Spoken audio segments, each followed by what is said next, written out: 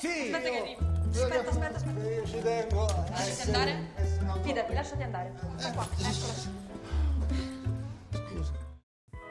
Halo semuanya, balik lagi di channel Cerita Film. Kali ini seperti biasanya, Mimin akan mendongeng sebuah film yang akan menghibur kalian semuanya. Film ini berjudul Run to You. Baiklah, tanpa berlama-lama, mari langsung saja kita masuk ke alur ceritanya.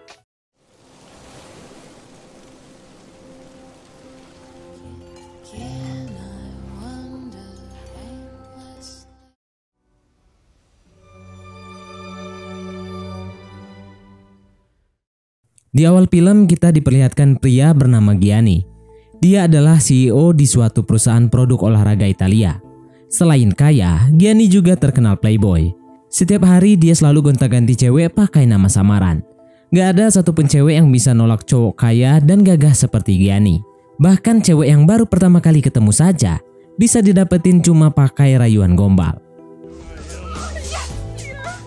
Karena kagum dengan kehebatannya, teman-teman Gianni sampai menjulukinya sebagai sang penakluk wanita. Siang itu saat Gianni sedang makan bersama sahabatnya yang bernama Dario. Dario menasehatinya, beberapa bulan lagi umur Gianni sudah 50 tahun. Jadi daripada terus main-main, kenapa nggak coba untuk mulai serius, cari satu cewek yang bisa menemani di masa tua nanti. Mendengar nasihat sahabatnya, Gianni terlihat cuek. Di tengah obrolan, saudara kembar Gianni menelpon. Dia mengabarkan kalau ibu mereka baru saja meninggal dunia. Bukannya buru-buru pergi, Gianni malah tetap santai untuk lanjut makan. 2 jam kemudian setelah ganti baju, barulah dia ke pemakaman.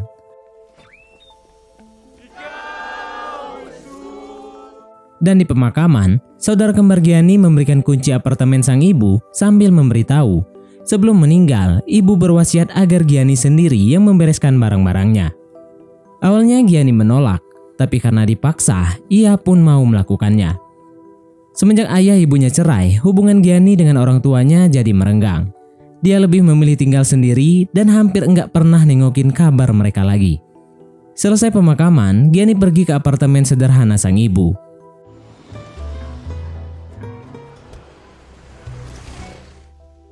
Di sana dia iseng duduk di kursi roda ibu sambil mendengarkan lagu yang sering ibunya putar waktu Gianni masih kecil. Pas lagi asik-asiknya nyanyi, mendadak ada tetangga masuk.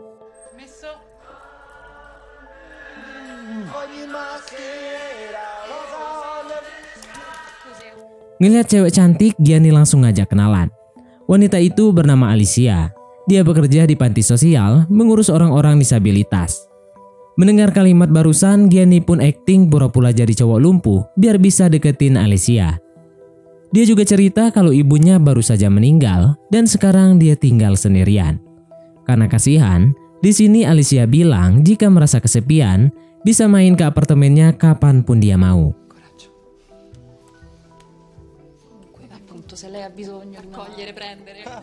Keesokan paginya di kantor ketika sedang rapat. Di sini ada salah satu karyawan yang mengusulkan untuk membuat sepatu olahraga khusus untuk para atlet disabilitas. Mendengar ide itu, dengan sombongnya Gianni bilang perusahaannya cuma akan membuat produk-produk atlet normal saja. Karena moodnya jadi jelek gara-gara ide tadi, tiba-tiba Gianni memecat karyawan itu.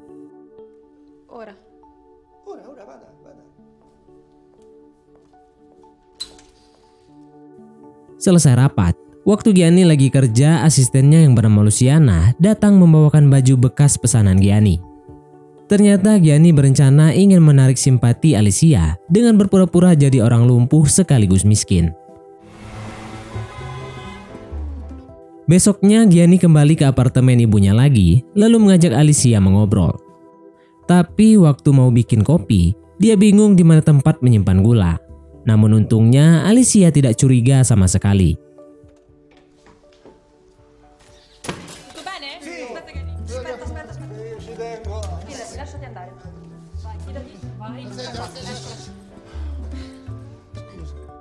Waktu ngopi, Gianni menceritakan hal-hal menyedihkan dalam hidupnya. Mendengar cerita itu, bukannya kasihan, respon Alicia-nya malah biasa saja. Pas Alicia mau pamit pulang, Gianni pun mengubah taktik, lalu memberitahu kalau sebenarnya dia nggak miskin-miskin amat. Dia adalah CEO perusahaan olahraga terkenal dan punya villa besar di tengah kota. Beruntung taktiknya berhasil. Alicia terlihat mulai tertarik, bahkan sampai mengajak Gianni makan siang bersama di rumah neneknya hari Minggu. Hari Minggunya, di sini Gianni pergi ke rumah nenek Alicia. Biar nggak ketahuan, dia pun parkir agak jauh.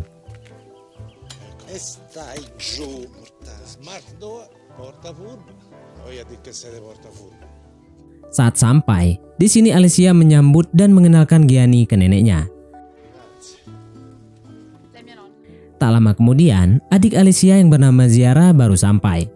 Melihat wajah cantik Ziara, Gianni pun terpesona. Tapi pas tahu Ziara juga lumpuh, senyumnya pun langsung menghilang.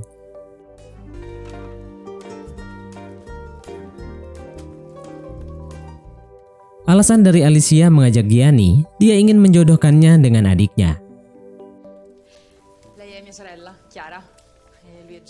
Setelah makan siang, Gianni dan Ziara pun mengobrol berdua di luar.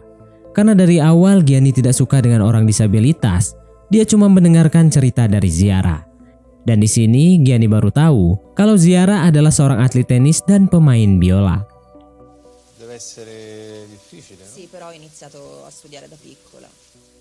Besoknya waktu lagi nongkrong bersama teman-temannya, di sini dia curhat lagi dekat dengan dua cewek cantik tetangga apartemen ibunya. Tapi teman-temannya terlihat lebih tertarik ke Ziara daripada Alicia karena selama ini belum pernah berhubungan dengan wanita unik seperti Ziara. Lalu mereka pun menantang Gianni, apakah Gianni bisa mendapatkan hatinya. Mendengar itu, Gianni sang penakluk pun menerima tantangan mereka. Di sisi lain, saat Alicia ke apartemen ibunya Gianni untuk mengembalikan jas hujan yang kemarin ketinggalan, dia bertemu dengan saudara kembar Gianni. Karena senggang, mereka berdua mengobrol sebentar. Alicia bilang dia kagum kepada Gianni meskipun lumpuh, tapi Gianni bisa tetap semangat menjalani hidup dengan mandiri. Ketika tahu adiknya berpura-pura lumpuh, dalam hati saudara Gianni istighfar. Besok paginya Gianni menelpon dan mengajak ziarah kencan pada hari Sabtu. Gianni mengira waktu kemarin mereka pertama kali bertemu, Ziara pasti tertarik dengan ketampanannya. Siang harinya di kantor, Luciana memberitahu Gianni bahwa di sini ada wanita cantik Ziara tersebut yang ingin bertemu.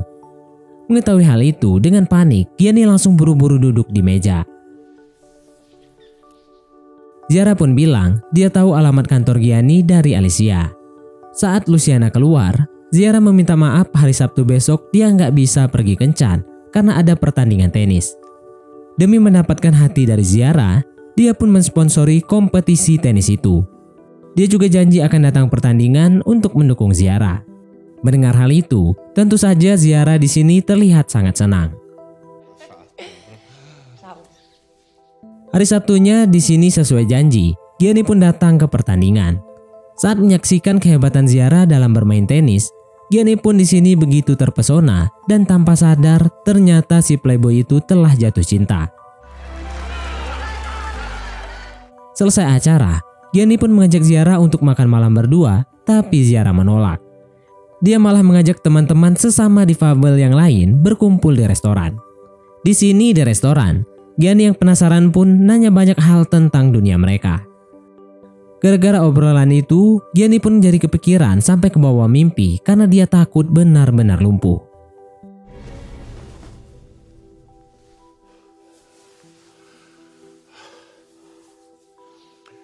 Besok siangnya Luciana pergi ke rumah Ziara karena disuruh bos memberikan bunga. Selama mengobrol, Luciana merasa kagum.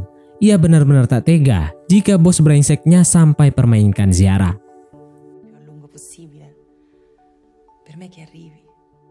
Ketika kembali ke kantor, di sini Luciana pun kembali mencoba menasihati soal Ziara.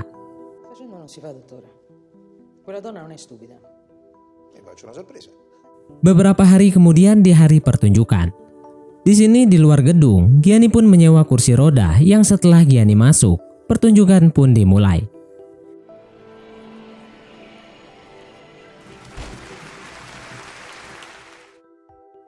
Menit demi menit Gianni terlihat sangat menikmati dan hanyut dalam alunan biola Ziara. Saat pertunjukan selesai, saking kagumnya tanpa sadar dia sampai tepuk tangan sambil berdiri.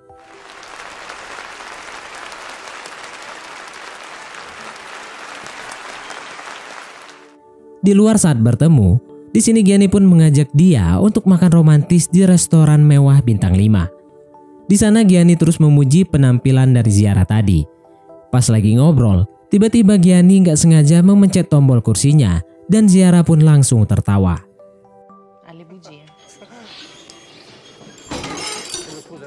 Waktu mau lanjut ngobrol, tiba-tiba Gianni mendengar lagu kesukaan almarhum ibunya.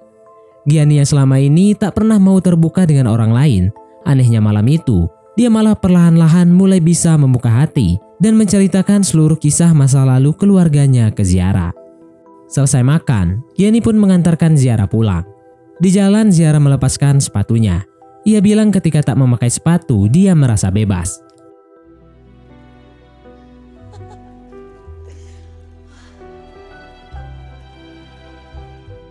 Sesampainya di hotel tempat Ziara menginap, di depan kamar sebelum berpisah, Gianni mendekati kursi rodanya, lalu mereka berdua berciuman. Esok harinya waktu lari pagi, baru juga berhasil deketin Ziara, tapi jiwa playboy Gianni masih belum luntur. Dia tetap mendekati cewek-cewek lain hanya untuk bersenang-senang. Siangnya di restoran, Gianni memberitahu temannya yaitu Dario, kalau besok dia mau mengajak Ziara makan malam romantis di vilanya. Ia yakin sebentar lagi dia pasti bisa menangin taruhan itu. Sebagai sahabat, Dario menasihati, lebih baik taruhannya dibatalin aja. Dari cerita-cerita yang selama ini dia dengar, Dario yakin kalau Ziara itu wanita baik dan tak pantas dipermainkan. Namun lagi-lagi Gianni tetap cuek seperti biasa. Keesokan malamnya di villa, saat melihat kecantikan Ziara, Gianni begitu terpesona. Gianni lalu mengantar Ziara keliling, tapi gara-gara enggak bisa pakai kursi roda, Gianni terus menabrak barang-barang di dekatnya. Saat makan malam, Ziara mulai menceritakan masa lalunya. Alasan kenapa dia lumpuh adalah karena dulu dia pernah kecelakaan mobil. Ia lalu bertanya apa penyebab Gianni lumpuh. Gianni yang gak siap pun asal jawab, dia lumpuh gara-gara jatuh dari kuda poni. Setelah berbincang-bincang, di momen romantis itu, tiba-tiba Gianni memberikan kejutan.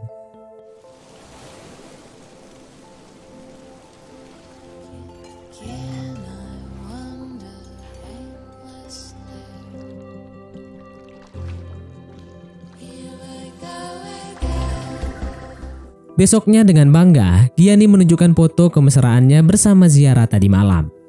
Melihat foto itu, semua temannya kagum. Ternyata Gianni benar-benar memenangkan taruhannya. Malam hari Gianni pun senyum-senyum sendiri sambil terus memikirkan Ziara. Esok pagi di kantor, Gianni menyuruh Luciana memanggil kembali karyawan yang dulu pernah memberi ide untuk membuat sepatu olahraga khusus atlet disabilitas. Di luar saat sedang jogging, Gianni terus-terusan memikirkan Ziara. Ia pun mulai merasa bersalah karena selama ini ia telah berbohong tentang kelumpuhannya. Dia pun menelpon dan mengajak Ziara ketemuan, dan di dalam hati dia pun bertekad akan jujur waktu ketemu nanti. Siangnya di rumah Ziara, waktu lagi melihat alunan biola dari wanita yang dia cintai itu, ia pun tergagum lalu mengumpulkan keberanian untuk jujur. Tapi pas lagi mau ngomong, tiba-tiba Ziara sandaran manja ke dadanya.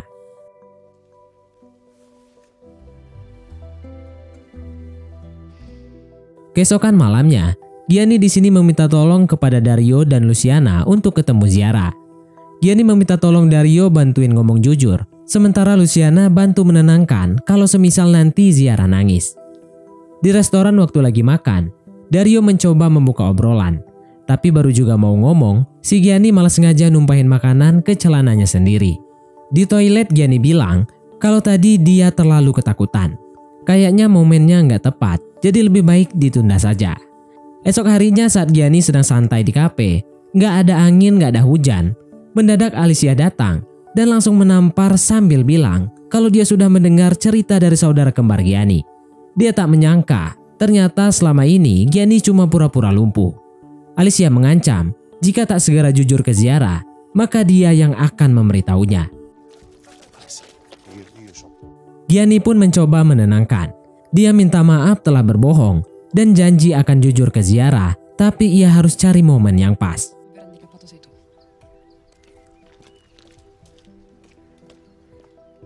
Karena frustasi, Gianni pun pergi menemui sang ayah kemudian menceritakan semua masalahnya.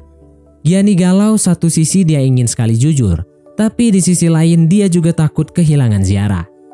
Ayahnya lalu menasihati, dulu dia juga sama brengseknya seperti Giani. Bahkan setelah menikah pun, sifat brengseknya pun masih belum menghilang, hingga ketika bercerai, barulah ayahnya menyesal bahwa telah menyakiti hati wanita yang sudah tulus mencintainya.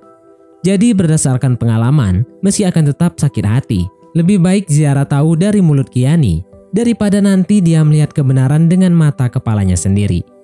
Mendengar nasihat barusan, Giani pun merasa sedikit tenang. Di sisi lain, terlihat Alicia sedang menemani Ziara belanja. Di situ Alicia mencoba memberitahu kalau Giani adalah tukang bohong. Dia juga menceritakan semua kebenarannya, tapi sayangnya Giani tak percaya. Ia yakin Giani tak mungkin membohonginya. Esok harinya, Giani, Ziara, Luciana, dan Dario jalan-jalan naik bis wisata ke gereja kuno. Waktu sampai, mereka semua pun keliling ke tempat-tempat bersejarah di sana. Giani masih terus mencari momen yang tepat untuk jujur. Namun ketika sedang merenung, dia melihat Ziara hampir tertabrak.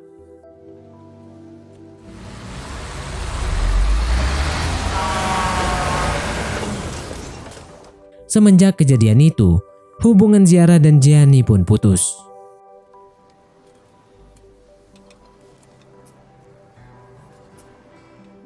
Malam hari di rumah, Giani terus merenungi semua kesalahannya. Besok paginya sebelum berangkat ke kantor, Giani menyempatkan diri untuk berkunjung ke makam sang ibu. Di momen itu, dia menyesal kenapa dulu dia tidak pernah mengunjungi ibunya saat masih hidup. Bila waktu bisa diputar, Giani ingin memeluk ibunya. Di kantor waktu dia lagi presentasi dan memimpin rapat, Giani melihat karyawan yang pernah dia pecat sudah masuk kerja lagi. Di tengah rapat, Giani menyuruh karyawan itu maju menggantikannya presentasi. Saat karyawan mengganti slide di layar, semuanya kaget. Ternyata Giani berencana membuat sepatu untuk atlet difabel. Di rumah nenek Ziara, Giani pun meminta maaf dan berusaha menjelaskan tentang kelumpuhannya. Tapi perasaannya pada Ziara sungguh-sungguh. Dia benar-benar mencintai cucu neneknya itu. Jika masih direstui, dia ingin memperbaiki semuanya. Melihat ketulusan Giani, nenek akhirnya luluh. Nenek lalu memberitahu bahwa Ziara baru saja berangkat naik bus menuju pertandingan tenis. Giani pun di sini menyusul dan dia langsung menghentikan bus.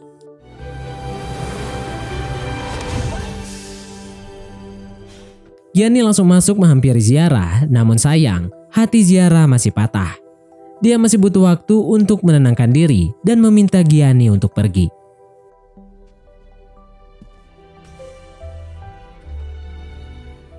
Hari demi hari berlalu.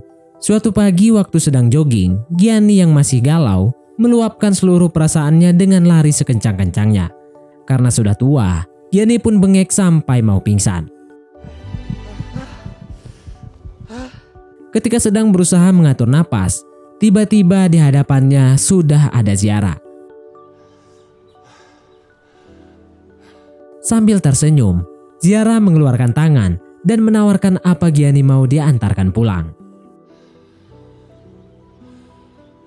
Ziara lalu meminta Giani untuk duduk di pangkuannya.